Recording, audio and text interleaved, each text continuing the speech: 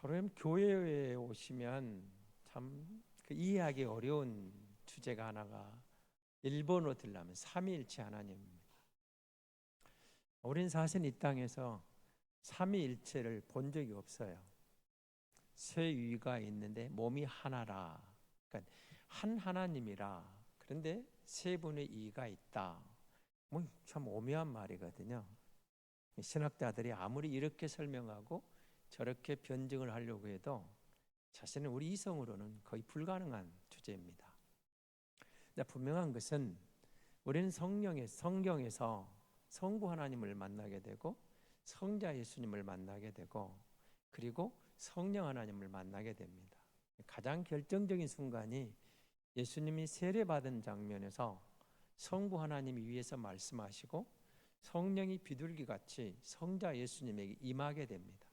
그러니까 거기 현장에는 삼위가 다 있는 거죠. 하늘에서 말하시는 성부 하나님이 계시고 성자 예수는 육신을 입고 그 가운데 와 세례를 받고 계시고 성령 하나님은 비둘기처럼 저들 가운데 임하셨고, 그러니까 분명히 하나님은 한 분이라는데 성부 하나님, 성자 예수님, 성령 하나님이 그 현장에 계시는 겁니다. 그래서 근데 어떻게 이들 관계에서는 이 삼위 관계가 어떻게 되어 있느냐? 어떤 위아래가 아니고 보충적인 관계가 아니고 온전하게 하나다, 똑같다 그렇게 말하는 거죠. 네, 그러면서도 개혁자들이 또 답을 내놓습니다. 성부 하나님은 성자 예수가 아니고 성자 예수님은 성령 하나님이 아니고, 그렇죠. 그러니까 좀 또 헷갈리시려고 하죠. 그러니까 삼위일체 하나님에 대해서 이성적으로 제대로 이해한다는 것은 사실 저는 불가능하다고 생각해요. 그러나 우리가 분명한 것은 성령께서 그렇게 우리에게 말씀하실 때 깨닫게 되는 것이죠. 그런데 오늘 제가 성령 하나님에 대해서 삼위이신 성령 하나님에 대해서 이미 설교도 가끔 했는데요. 한번 생각을 좀 다시 정리를 해보고 싶어졌습니다. 근데 시간이 있기 때문에 간단하게 해보려고 합니다. 성자 예수가 오셔서 늘 강조한 게 하나 있었죠. 나는 아버지께서 보내신 대로 그 말씀을 이루려 왔다. 이 말을 계속 강조합니다. 그러니까 철저하게 성자 예수님은 말씀하신 대로 내가 그 말씀을 이루기 위해서, 내가 만약 이걸 안 하면 그렇게 말씀하신 아버지의 뜻이 어떻게 되겠느냐, 이런 식으로 온전하게 하나님 아버지의 절대 복종하셨던 그분의 뜻을 이루셨던 예수님을 우리에게 소개합니다. 근데 그와 같이 성령 하나님 오셔서 우리에게 이렇게 말하면 성령이 오신 이유를 대해서, 죄에 대해서, 의에 대해서, 심판에 대해서 철저하게 너희에게 드러내려고 한다. 뭘 드러낼까요? 예수님이 하신 것들, 이들이 이해를 못한 것을 깨우쳐 주게 하고 예수님을 너희에게 깨닫게 하고 예수님을 너희에게 드러나게 하고 예수님을 너희에게 알게 하고 예수를 너희에게 믿게 하고 그 역할을 하러 왔다, 이렇게 말하는 거예요. 그러니까 성자에서는 철저하게 성부 하나님의 영광을 드러내려고 했고 성령 하나님은 철저하게 성자 예수님의 역할을 하셨던 것을 기억나게 하려고 했던 것이죠. 사실 우리가 그런 부분을 보게 됩니다.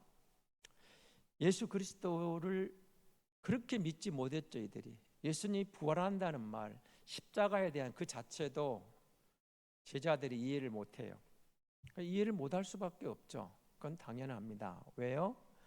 성자 예수님이 3일 만에 부활하겠다, 십자가에 죽는다, 나는 십자가로 향한다, 이 모든 것들은 제자들이 기대한 메시아가 아니에요.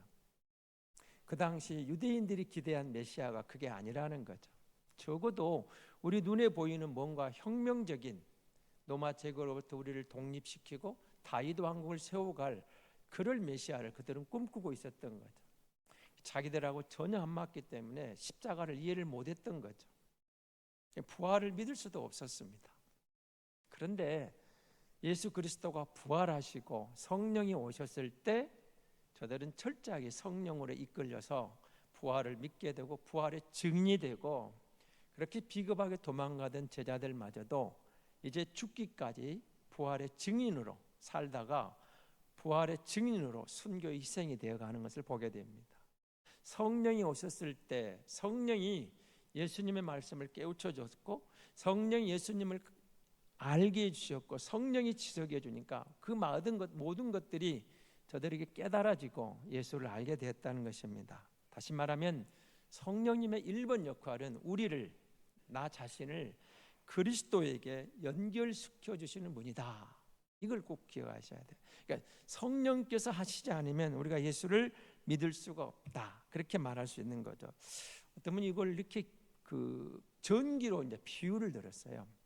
여러분, 발전소가 있습니다. 그럼 발전소에서 우리 앞에 이 전기가 그냥 올 수 있나요? 그러지 않습니다. 변전소를 통해서 들어옵니다. 근데 변전소를 통해서 들어오는데 그 변전소 오는 과정에도 뭐가 있죠? 여기까지 오는 데는 전선이라는 게 연결되어 있죠. 전선이 없으면 문제가 있겠죠. 그러니까 발전소에서 전기를 일으켰던 것을 변전소에서 우리 가정에 맞게 전압을 조정해서 그것을 이제는 전선을 통해서 우리가 공급해 주는 역할처럼 성령 하나님은 우리를 그렇게 이끌어 가신 예수 그리스도와 연결시켜 주는 가교 역할을 하고 있다는 것이죠. 그래서 예수님을 믿게 됐다 한 말 속에는 내가 성령의 인도함을 받았다 이렇게 말하는 것입니다. 그다음에 두 번째 분명한 것은 이제 로마서 8장 15절 한번 같이 보고 넘어가겠습니다. 로마서 8장 15절입니다. 15절 16절의 말씀을 같이 한번 보겠습니다. 로마서 8장 15절 16절에 있는 말씀입니다. 찾으셨으면 같이 읽겠습니다. 너희는 다시 무서워하는 종의 영을 받지 아니하고 양자의 영을 받았으므로 우리가 아빠 아버지라 부르짖느니라. 성령이 친히 우리의 영과 더불어 우리가 하나님의 자녀인 것을 증언하시나니. 아멘. 하나님의 자녀라는 사실을 확신시켜주는, 도장을 찍어주는 역할을 성령이 한다는 겁니다. 요한복음 1장 12절에 영접하는 자 곧 그 이름을 믿는 자들에게는 하나님의 자녀가 되는 권세를 주셨다는 말 잘 기억하시죠? 그런데 성령께서 우리가 하나님의 자녀라는 것을 확인을 시켜줘요. 도장을 찍어줘요. 보증을 서주는 겁니다. 성령께서 우리를 그리스도께로 연결하고 너 예수 믿었어. 그러므로 너는 하나님의 자녀야 라고 말하는 거예요. 그러니까 여러분, 하나님의 자녀라는 말을 그냥 쉽게 하지 말라고 그랬죠. 어마어마한 의미가 있었습니다. 어제 우리 장로 아카데미도 그 말씀을 강의하셨는데 하나님의 자녀를 그분이 이렇게도 풀더라고요. 하나님의 자녀가 한문으로 뭐라고요? 천자다. 하나님의 자녀, 하늘 천자 아들 자자를 씁니다. 천자입니다. 천자. 천자가 누구예요? 하나님의 아들. 그 천자가 누구예요? 황제 위에 있는 사람이 천자예요. 왕보다 황제, 그 황제 위에 있는 사람을 여러분 옛날에 천자라고 그랬어요. 나는 하늘의 아들이야. 하늘 신의 아들이야. 천자라는 말을 여러분 찾아보세요. 신의 아들입니다. 하늘의 아들입니다.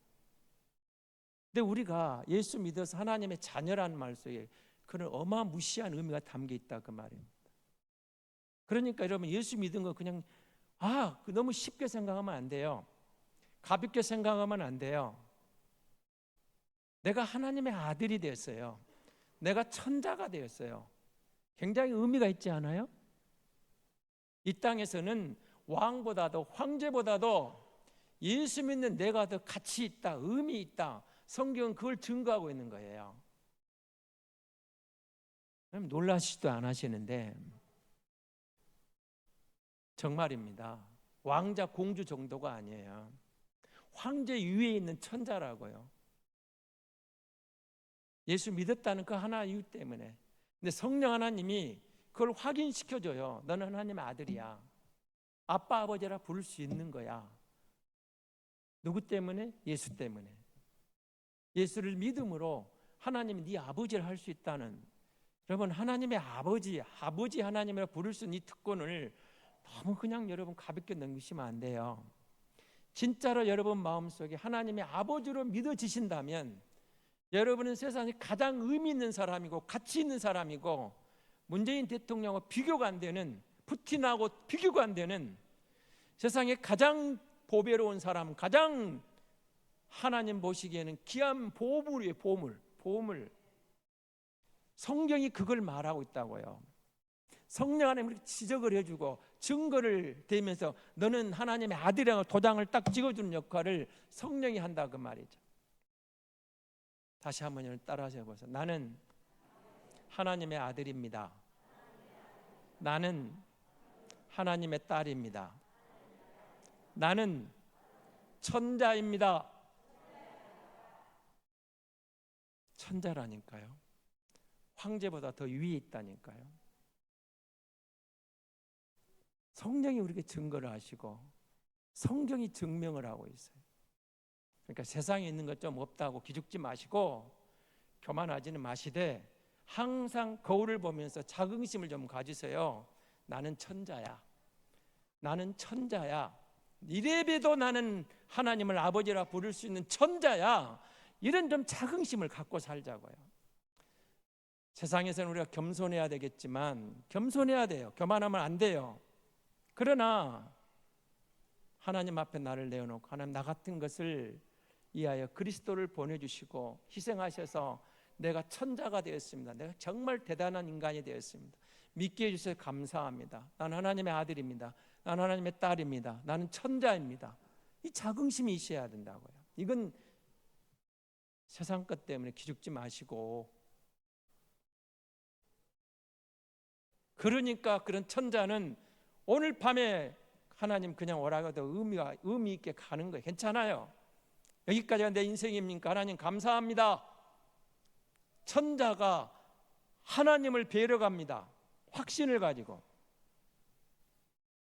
주님이 오라고 하시면 가야죠. 그런데 안 가겠다고 바등바등 그러는 두려워 떠는 죽음이 아니라 감사함으로 하나님이 보내셔서 이 땅에서 여기까지 내 인생을 주관하셨으니 감사합니다. 이제 내 삶의 의미가 끝났다면 하나님 감사합니다. 가겠습니다. 두렵지 않습니다. 여호와를 경외하는 믿음으로 내 영광의 주님을 만나러 갑니다. 내 아버지 하나님을 뵈러 갑니다. 확신을 가지고 갈 수 있도록 해야 되지 않겠습니까? 여러분, 성령이 우리에게 오셔서 요한복음 3장에 여러분 니고데모가 거듭남이라는 단어를 쓰잖아요. 근데 성령으로 말미암아 저는 거듭날 수가 없다고 그러죠. 다시 말하면 구원받는 신앙을 누가 주냐? 성령이 주시는 거예요. 그래서 늘 강조를 드리지만 여러분 자신이 아셔야 돼요. 내가 진짜 예수 100% 믿는가 물어보셔야 돼요. 99% 믿는 것 말고 99.99% 믿는 것 말고 진짜로 예수를 내가 100% 믿고 있는가? 주는 그리스도시요 살아계신 하나님의 아들이시라고 믿습니다. 그 하나님이 나의 주님입니다. 나의 하나님입니다.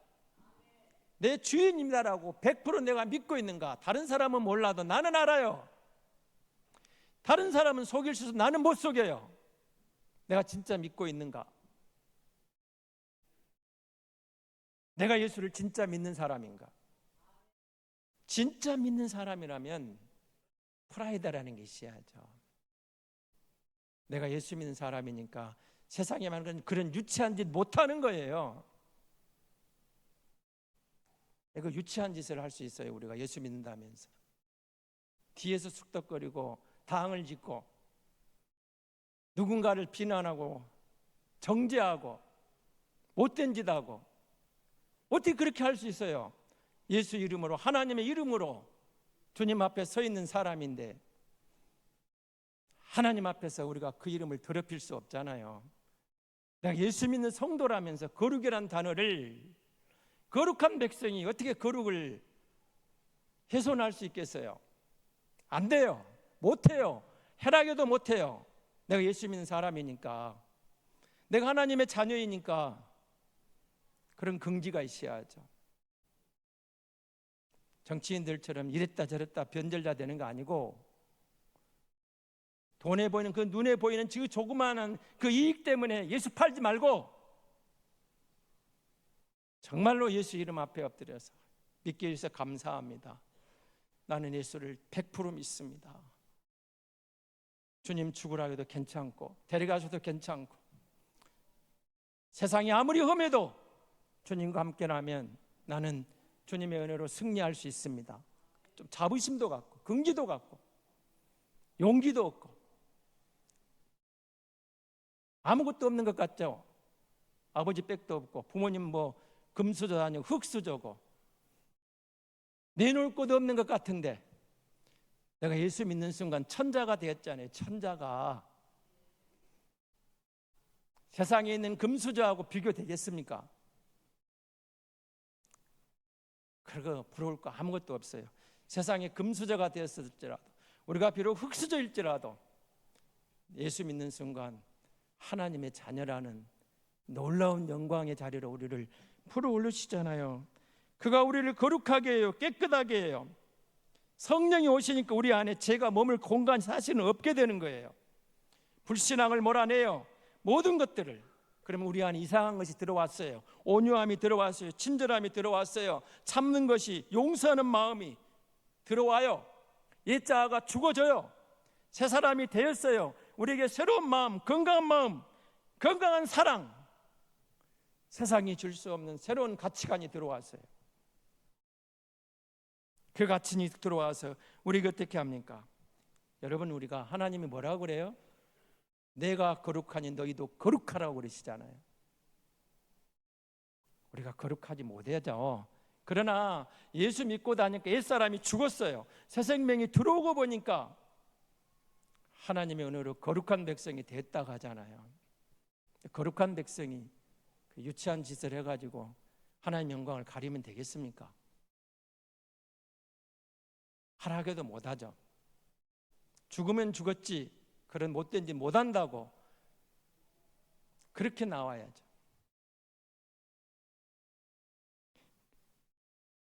여러분, 예수 그리스도가 오셔서 우리를 구원해 주셨는데 보세요. 성령님 오늘 본문에 여러 가지 성령의 열매를 주시죠. 성령의 열매는 9가지가 나와요. 사랑과 희락과 화평과 오래 참음과 자비, 양성, 충성, 온유, 절제니 이렇게 돼 있어요. 9가지가 함께 가는 거예요. 각자 떨어져 있지 않습니다. 성령이 오시니 그렇게 되어 왔어요. 우리 안에 은사를 줘요. 선물로 주셔요. 그리고 그것이 떨어질까 봐 그리스도의 사랑으로 강력 접착제로 묶어버리는 거예요. 그리스도의 사랑으로 성령 하나님 우리를 접착제로 붙여버리시는 거예요. 좋은 것을 줘요. 하나님 우리에게 나쁜 거 주신 적이 없습니다. 서로 의존하게 하고 서로 사랑하게 하고 서로에게 유익이 되게 하고 성령 하나님 우리가 하나님의 가족인 것을 다시 우리에게 밝게 드러내 주시는 것이죠. 그래서 여러분, 우리가 교회에 와 있다. 교회 구성원이 되었다. 세례받고 예수 믿고 교회의 멤버가 되었다. 회원이 되었다. 그것도 성령님 주신 은혜거든요. 그러니까 여러분, 진짜 예수를 사랑하면 교회를 사랑하는 거예요. 어제 강사 목사님 그런 말 하시더라고요. 교회가 곧 예수라고. 예수가 곧 교회라고.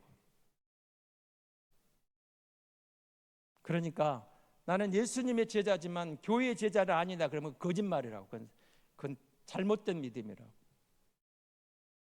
예수님의 제자가 교회의 제자고 교회의 제자가 예수님의 제자라고. 그걸 어떻게 바꾸고 떼놓을 수 있냐는 거죠. 예수님을 사랑하는데 교회는 사랑할 수 없다. 거짓말이라는 건. 주님의 교회예요.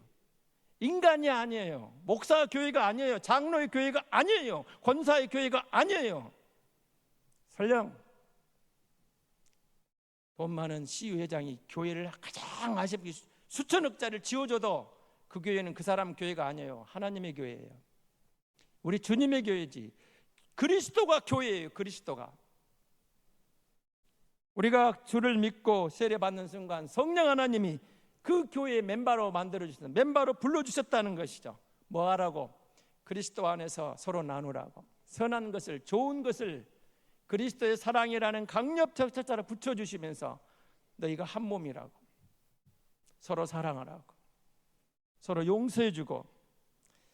성부 하나님이, 성자 예수님이, 성령 하나님이 우리에게 참된 믿음을 이끌어 가시면서 너희가 거룩한 백성이라고 인정해 주시는 거죠. 인정받은 의인이라고 했죠. 내가 의로운 게 어디가 있어요? 사실은 하나님의 은혜를 예수 믿었고 예수님 때문에 의롭다 인정을 받고 성령이 끌려서 성화의 길을 한 걸음 한 걸음 나아가는 거죠. 성령이 오셨습니다. 우리를 주님께로 이끌어 주시고 예수 믿게 이 자리에 오게 하셨습니다. 예수 믿고 성령의 사람으로 교회의 멤버가 되고 그리스도를 섬기고 하늘의 소망을 둔 하나님의 자녀라는 이 특권은 세상에 있는 그 어느 것하고 바꿀 수 없어요. 무엇으로 살 수 없어요. 오직 예수 그리스도의 보혈로 성령께서 우리에게 깨닫게 하시고 우리에게 믿어지게 하셨고 우리를 이끌어 가셔서 거룩하게 돼 거룩한 길을 걷도록 성령이 이끌어 주시는 겁니다. 오늘 교구 찬양대 좋습니다. 찬양을 하면서도 우리가 성령 안에서 하나 된 교회, 성령 안에서 예수를 믿어서 함께 우리가 교국 안에 함께 예배하며 함께 찬양할 수 있다는 게 얼마나 귀한 자리입니까? 성령이 오셨습니다. 우리를 예수 믿게 하시고 예수님을 드러내십니다. 성령 받은 성도로서 세례 받은 성도답게 하나님의 이름을 위하여 부끄럽지 않는 하나님을 기쁘게 하는 그 길을 걸을 때 하나님은 자기 백성을 책임져 주시는 줄 믿습니다.